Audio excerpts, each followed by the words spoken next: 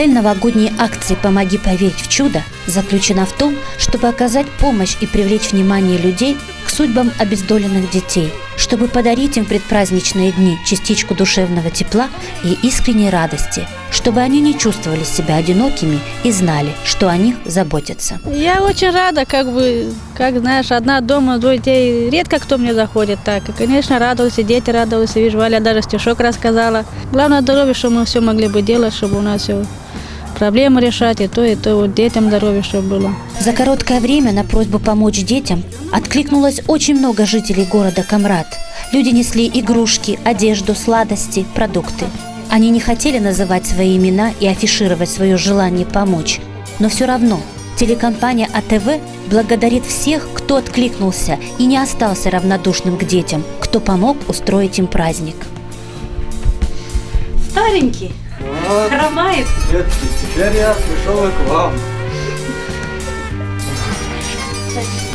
Ох, детки, устал я в дороге. Вот. Говорят, к хорошим деткам пораньше надо приходить. Вот я и пришел. Давайте, ребята, мы пока дедушка отдохнет, мы нарядимся, хорошо? Нарядимся в костюмчики. И дедушке Морозу будете рассказывать стишки. А ну посмотри. Ходит классный дедовик, на шапке дробовик. Наживал забойный клок, испугался и плюнул.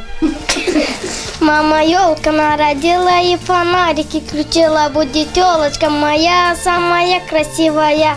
Я сегодня рано встала, сразу елки побежала. Вот спасибо, Дед Мороз, что подарки мне принес.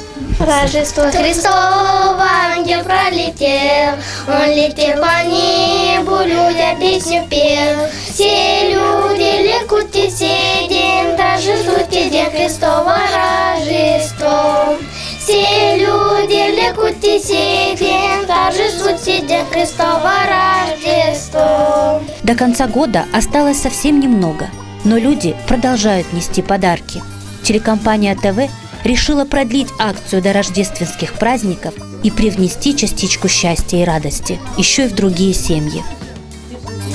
С Новым годом!